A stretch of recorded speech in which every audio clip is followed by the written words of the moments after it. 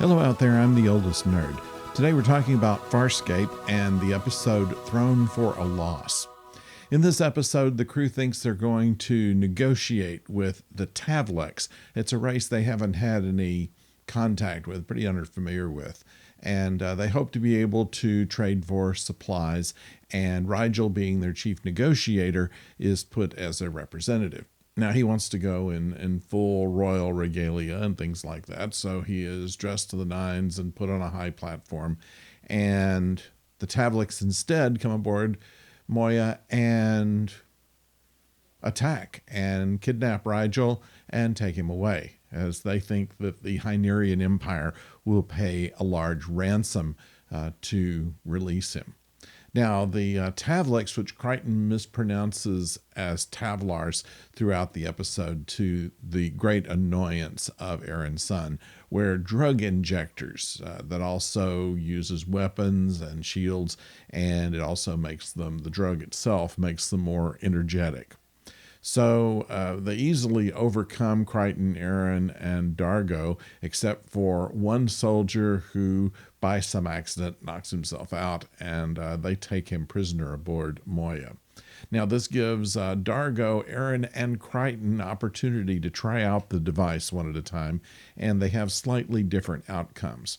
It seems what it does is that it gives you a lot more strength, a lot more resilience, and does kind of amplify your personality. And so what it shows here is the nature by which the personalities affect each character. We know very little about them at this point, this only being like the fourth episode. So what we're looking at is just what kind of person Dargo is, what kind of person Aaron is, and so on. So we know that Dargo is naturally aggressive. He also wants to just take over the ship. He'll try to strike at anyone that decides to disobey him under the influence. But Aaron is more likely to launch an attack that magnifies the fact that she's a soldier and a tactician. And so she launches an attack, takes her marauder down. Now, Crichton is more likely to show mercy, as they show him under that influence. Meanwhile, Zan, who is not under the influence of anything, is trying to rehabilitate the Tavlex prisoner from his addiction. Essentially, the whole crew can work as a team, but not necessarily because they like each other. They're just kind of pushed together, and they work together only because they have to. Now, Rigel, for instance, is only rescued because he has a crystal. He wanted a crystal on his scepter to enhance his image, when it's actually part of Moya's neural network, without which they can't leave orbit and will eventually crash into the planet if they don't get it back. Rigel just thought it looked nice. He uses an ornamentation, like we said, on his scepter.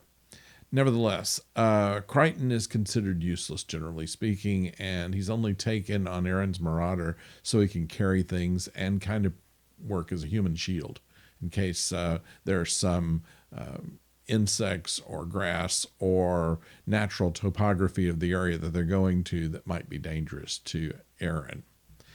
At any rate, we go back to Zan. While she's not under the influence of anything, she is underestimated in her strength of character, and a general lack of body issues. At any rate, we knew Rigel was going to be back. This is not something that was going to surprise us at all. And knowing the truth about him and the relative uselessness of Moya, it had nothing on it but food cubes, nothing valuable. The ship itself wasn't valuable to the Tavlex. They went ahead and agreed to release Rigel in return for their soldier. So they weren't really defeated, and whatever issues that the Moyans had really didn't have any effect on the Tavlex. It just, they didn't think it was worth expending the energy to mess with them, honestly. Which brings me to what I find most interesting about the series, generally speaking. The characters get along because they have to, not because they're anything like a natural team. And as time goes on, they do become more fond of each other. They get used to each other, but it's an earned thing. And by the same token, it's earned to us as well. We don't just take them on face value. We see how they work through their more obnoxious tendencies and become actually good characters with hearts of gold, if you will. Most of them don't have hearts of gold, but I mean, you know what I mean.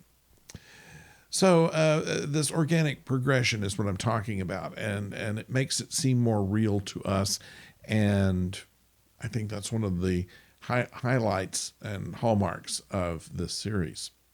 Now, the humor is mostly derived from Crichton, and in this episode, he's constantly using cultural references such as John Wayne movies, tractor beams, and Wile E. Coyote, which goes completely over the heads over all the others. They have no idea what he's talking about, and when they ask him to clarify, he just uses more cultural references.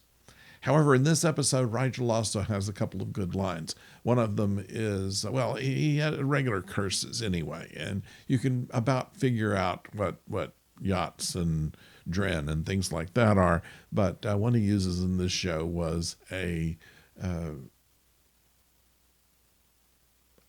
metaphor that nobody could understand. None of us could understand what he was talking about, except that he didn't like the situation he was in. But I thought it was clever the way they used that. And one good joke, and it's very end of it, where Rigel has been hiding the crystal after he was captured, and he reveals to Erin where the crystal was, and she is a little bit unsure whether to take it or not. And he says, "Go ahead, I washed it." She takes it, and he says, "Maybe." So that's what I think about this show this week. I hope you liked it. On Thursday, Professor O and I will be back together to talk about the movie AI, and Saturday I'll be back for a review of episode 5 of Starfleet Academy. So until then, thank you for joining us. Don't forget to subscribe and put some comments below if you have something you'd like to say. And until next time, don't go far.